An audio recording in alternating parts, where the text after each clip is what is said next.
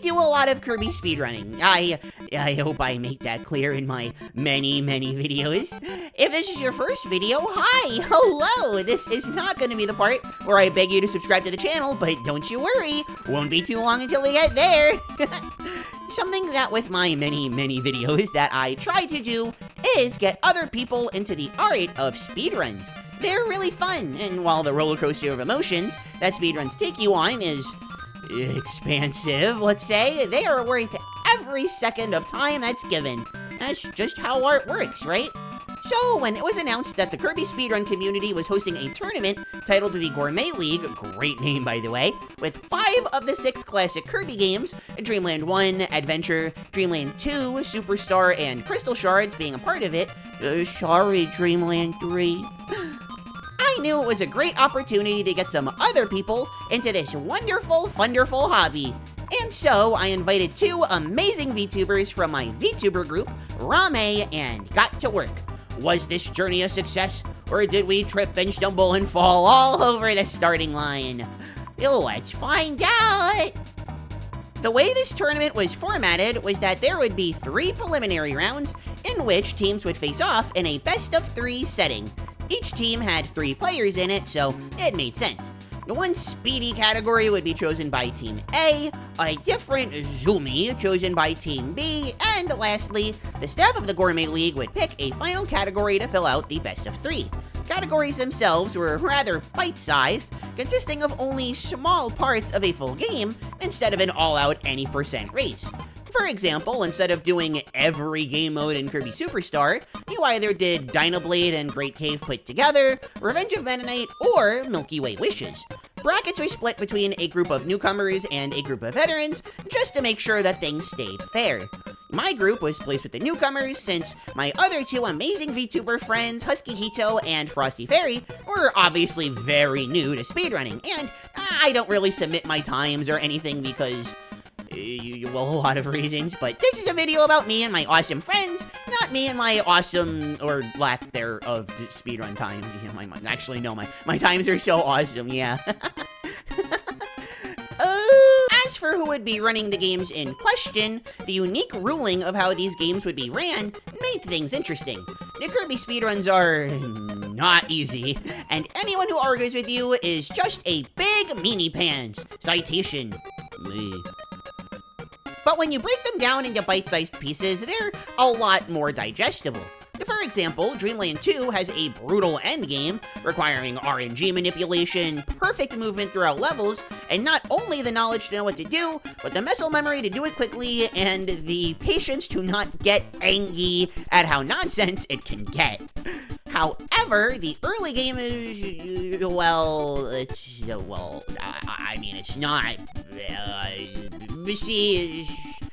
okay, fine. There's pretty much no difficulty in the first 3 worlds of the game with like 1 or 2 exceptions. It's pretty sad to be honest, but it's Dreamland 2, and honestly, while the game gets picked on a lot, and it's kind of been growing on me over the years, if I'm gonna be real, so, yeah, I don't know, leave me alone, I'm trying my best, okay? Still, to keep things simple, we decided to break it down like this. My VTuber friends and family, Hito and Fairy, like I said before, would each get 2 games, since part of the whole appeal of doing this is that they would get to learn some Kirby games. Frosty took the slower games, Dreamland 2 and Crystal Shards, while Hito took the 8-bit action-packed classics, Adventure and Dreamland 1. Yeah, it's on the slower side, but it's got enough action. I'm gonna stick with this. That left me with Superstar, which was actually a requirement of mine before I let them pick their games. I don't care what anybody says, there is no puppin' way to make Kirby Superstar speedruns easy. Ultimately, I do think Adventure is the harder game of the 2, but especially with how the Gourmet League break things down, their youthful, innocent souls were not ready for Superstar, I'm afraid. With that in mind, now all we had to do was wait for the matches to happen, pick our game, wait for our opponents to pick theirs, the 3rd game gets decided when both teams choose our games, by the way, and get to work. There is a lot of strategy to our choices because, like I said, these games are no joke. Even Kirby's Dreamland, the first game in the series without dashes, a world map, or even copy abilities, Where's Parasol, has a lot of tricks up its sleeve. As mentioned, Hito is left in charge of playing KDL, since unlike the others available, slower-paced games, Dreamland 1 genuinely does have a lot more going on. Things like health management and quirky first-game quirks are a big deal here, and probably make the game harder than most of the specific, broken-down parts of either 64 or Dreamland 2 that we'd have to play in the Gourmet League. I know that sounds really weird, like what, a half-hour game being harder than its sequel, or a game on the Nintendo 60 Puppin' 4, but I also never said speedruns had to make sense. It's part of their charm, you know? Meanwhile, Hito's other game, Adventure, was much faster paced, had a wide variety of abilities, and took advantage of an insane glitch that allows you to take UFO outside of levels. I feel like I talk about this darn glitch in like every other video, but to keep it short, if you take damage on the same frame, an enemy hits you, or if you pause and leave a level on the same frame that you discard an ability, Kirby will become Splash Kirby, I guess. But if you do this with an ability that adds an accessory to Kirby, such as parasol, sword, hammer, or UFO, altering your body is certainly an accessory, don't question me. You can keep that ability without ever losing it, barring getting rid of it yourself or dying. This lets you take UFO outside of levels and go absolutely insane with all of the tech, glitches, and wonders that Adventure has to offer. Compared to these two, Frosty's games were much simpler. Dreamland 2 may seem a lot more complex on the surface, but the reality is that Koo does a lot of the heavy lifting for you. As long as you can keep your HP high, something easy to do, given gold games give you a lot of health, and health items are everywhere, and the first half of Dreamland 2 barely has any level design whatsoever. Wait, what? Who said that? No matter what you think of Dreamland 2, and I promise it is growing on me, it's a very easy game to understand. Pick up and play, that kind of thing. This was really nice for Frosty, since she was extremely busy at this time. The finals at college will do that. Crazy that college is simultaneously the biggest scam of your life, and one of the most important things that you can ever do with your life. This is a Kirby video, right? Crystal Shards was a similar story, although, unlike every other speed game that we were doing, this game would require 100%. So, for whatever parts of the game that Frosty had to play, she would also have to get every Crystal Shard. Because, you know, the game is literally called Kirby 64 The Crystal Shards. No, there aren't 64 Crystal Shards in the game. Arr. Anyway, this is another instance of things being kind of tough for a full game playthrough, but in a vacuum, it's not so bad. How difficult can the shards be to collect in World 1 anyway? Or World 6? Trust me, if you played K64, this makes sense. Before moving on to anything else, though, I want to quickly shout out my GOAT, my homie, one of the best games ever, Kirby Superstar. I adore this game, but its speedrun, while being wonderful, is a pain in the butt.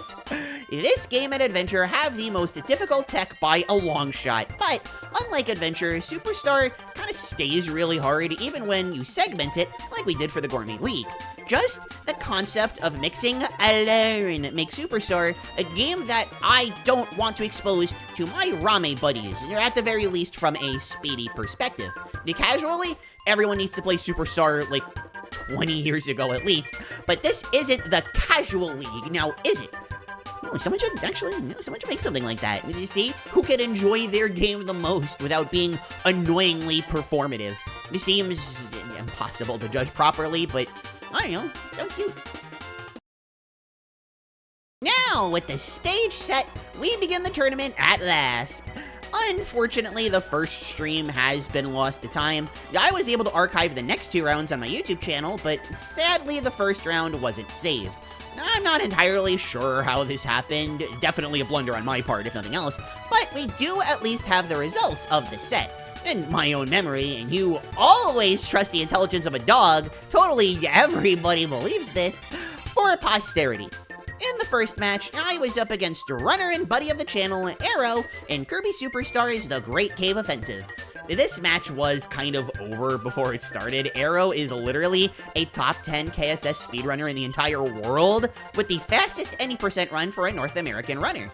Why were they against me in the newcomer league, you may ask? I would would lose this by about 4 minutes, but nothing really egregious happened. Just one of the best KSS runners in the world going up against someone who's much more familiar with KSSU, its remake. Up next, Hito took the realms against veteran Mangalore Epilogue runner Bomb Happy in a round of Dreamland 1 normal mode. Unlike myself, Hito went kinda sicko mode here and took the W by about 3 minutes. Again, while the footage has sadly been lost, nothing crazy happened. Well, nothing really except some insanely bad Krakow RNG. Yeah, it's only the first set of the tournament, and Krakow is already showing that he is the ultimate hater. You can always count on Krakow for that, if nothing else. While I don't remember the exact details, I do remember Krakow taking over 20 seconds longer than what Hito could do on average, only because I remember Hito and I freaking out over a potential sub 1230, if not for Krakow specifically. Nobody, I'm telling you, nobody can hate like Krakow can. Just if you're trying to hate like Krakow, just give up. It's over. Just give up. You're not doing it. It's over. Lastly, the final round of the first set was upon us. Frosty would square up against Arrow in Kirby's Dream Land 2, Worlds 1 through 3. Again, footage not recorded, yada yada yada, but Arrow would take this one with a 9:14. This was Frosty at her peak busyness as well, so she couldn't really practice as much as she had hoped. It's certainly possible that she could have taken the win, but Arrow is not an easy opponent. Not quite top 10 in the world like with Superstar, but a very solid and very respectable 13th place. Well, actually, if you want to be a nitpick Nancy, a technical Tammy, a pessimistic puppy, at the time of the Gourmet League, they actually did have a top 10 time. Either way, when the dust settled, we would lose our first set of the Gourmet League, 1-2. The sorrow that we felt after round 1, well, I say sorrow, but Hito was popping off, and Frosty was probably too busy to really feel anything. You know, maybe I was the only one who sobbed into my pillow that night. Probably because I have problems! But no matter how you want to think about that set, or my more pathetic tendencies, we took this drive and brought it into our second set of the tournament. Immediately, I can start with good news. This set, as well as the rest of what we did in the Gourmet League, are properly archived like I mentioned, so I have a good idea of exactly what happened in all of these matches. For example, in the first, we once again ran Superstar, this time Revenge of Mennonite. Obviously, as per the game plan, I got Superstar and went up against up-and-coming runner at the time, Sergeant Aim. Unlike Arrow, Aim was an up-and-coming runner for Superstar at the time, so the winner of this one was more up in the air. I want to say, if you know, you know, and never speak of this moment again. But this is the exact moment that I lost this race. Playing video game. Yeah, Claire's currently speedrunning in a competition. Yeah, the Gourmet League, no, if you want to check that out. Sir, that is no. I genuinely don't know how to recover from that. That's horrible. Do you just want to restart? It's not worth that. That's just, that's so bad though. So what happened here? Why was it such a big deal? Well, I'm sure many of you are familiar with this game's remake, my favorite game of all time, Kirby Superstar Ultra. In that game, you never really have to worry about this enemy here, the Crash Bomber, because you have the room to sneak by. In KSS, you don't, and I got hit because I'm so used to how I handle this room in Ultra. That, in and of itself, is just a minor oopsie, like, my bad, right? But in KSS, there's around a 1/8 chance of you losing your ability upon getting hit. It might be a bit closer to 1/3 depending on the strength of the attack. I don't really fully understand how it works in this game myself. I just know that 1/8 is the average.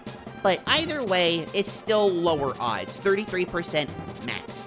And I lost Jet, the ability you have to mix for at the beginning and saves you much more time compared to any other ability.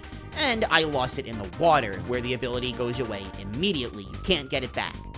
From here, I couldn't recover, and I wound up losing this by about 2 minutes. When it was done, I did a salty run-back run. Not that it counted, I was just really upset, and I wound up getting a faster time than Aim did without losing Jet.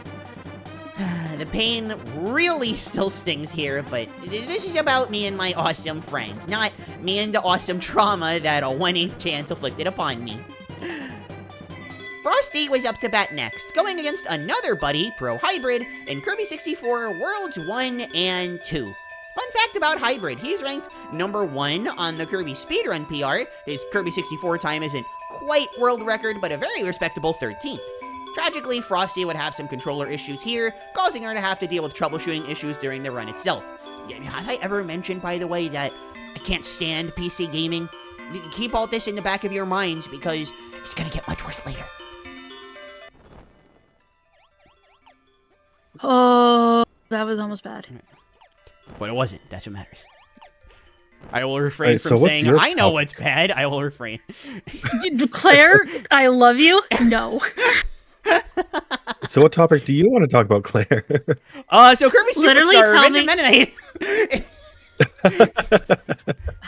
With this loss, we had no way of netting an overall win, but Hito could still get us a moral victory if he won his round. He would be squaring up against Turtle RTA in Kirby's Adventure No Stone Glitch, basically that UFO glitch that I was talking about before. We like to call it UFO %, I'm going to be calling it that for the rest of the video. Worlds 4 and 5. Similar to Bomb Happy last round, despite being a veteran runner, Turtle had not much experience with this specific category, which I think is the hardest Kirby speedrun of all time.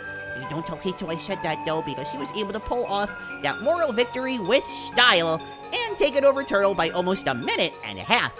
Hito played it very smart and went for safe strats, such as deciding not to mix for a UFO later in the run, and instead taking a little bit more time to get it in an earlier level. Failing the mix would have cost a lot more time than doing this. Basically, Hito's a genius. There's a 7/8 chance that I'm doing good. Thank you for asking. Ooh. Oh, room. Ooh. I have to take care of all these enemies, Frosty, or else they will attack me and kill me instantly.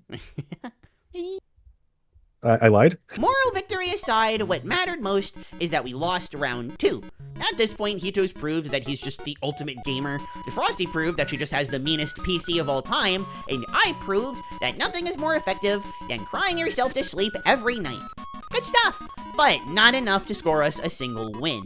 With 1 round to go, we had to hope that specific other teams lose their match really poorly, and on our end, we had to win this and ultimately win a tiebreaker or something. Yeah, I was definitely furious going into the final round after what happened in KSS, but when I saw our 3 opponents, I had a devious idea. Now, I'll talk more about that when we get to it, but trust me, if nothing else, I am what they call the smartest, devious, most sinister, puppister dog known to pup kind. Yay!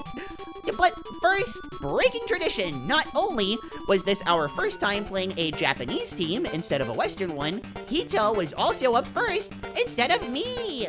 Going against Birubun in Kirby's Adventure UFO Worlds 4 and 5. Yeah, he got the same category again. Yeah, you're very curious. But he had a memo coming into this.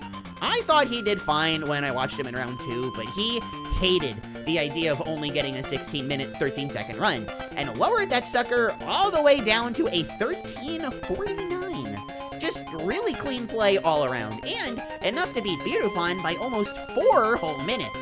Now, I know I've said this a bunch already, but to make sure that I follow the rule of 3s here, Hito's a gamer. Nothing else to add. I just want to give a big thank you to Claire because they provided me with the save file I needed. I really don't like 100% Kirby 64, which is why I was like, oh, yeah, I'll get to it in like 2 days, and then 2 weeks later, I was like, you're really sorry. It's so Get ready for this damage boost. Damage boost, nice. Nice. Oh, but before I check this out, that was an 11-minute time save. How does he do it? Up next was Frosty's run back with Kirby 64, this time for World 6 and 7. Unfortunately, I couldn't find an easy romanization for the name of her opponent, and none of their other matches were archived or documented. They're gonna, unfortunately for this video, be a nameless Nelly, at least for now. They got a very respectable 906, but unfortunately, Strategy chucked Frosty once again, with controller issues once again. Yes, say it with me now, everyone. I hate PC gaming. You can see from this footage that, for some bizarre reason, when she pressed the jump button once, the game was registering 2 inputs, causing Kirby to immediately float. It's a shame too, because the run without these issues would have gone really well. But PC frustration, unfortunately, spares nobody, I suppose. Give you needle or not. Oh, that gives you needle landing on the left. You'll get other. Oh, there's a burning enemy right there. I was gonna say you'll see other burning enemies, and then one literally showed up.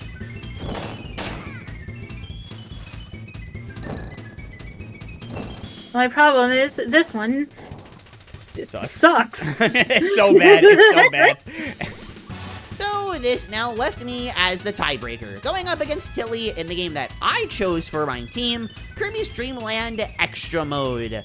Now, to talk about my devious plan. You see, the reason why is that back when I actually had all 3 of the runners' names, I perused the speedrun.com leaderboards as well as a small sampling of Japanese sites to see if I could find times in KDL 1 for any of them. When I saw that none of them really played the game very much, evil struck. If you've played KDL 1's extra mode or care enough about Kirby to make it this far into the video, you know how evil it can be. And while I've never really ran said extra mode myself, I've played it plenty of times casually and have some very good knowledge of how the normal mode works. With this in mind, my idea worked so well, so evilly, so puppy, that while my final time wasn't the greatest, Tilly had to DNF despite making it very close to the end. Did I feel bad? Sure, but did I feel like such an absolute genius that I didn't have to cry myself to sleep that night? Absolutely. Yes. It's fine. You got lots of time. You got infinite time. Yeah, that's true. I mean, I don't want to be too much of a Debbie Downer, but technically, infinite time until I die. So you've got another 60, 70 years? Oh, I hope. That'll be nice. So if you don't beat the game in the next 60, 70 years... Yeah. Then... That's and Cyril's gonna message me saying, you. this is past the schedule, we gotta move on. And with that, the final round came to a close. We finally won a set. But the question is, was our last-ditch effort to push through enough to advance us into the later stages of the bracket?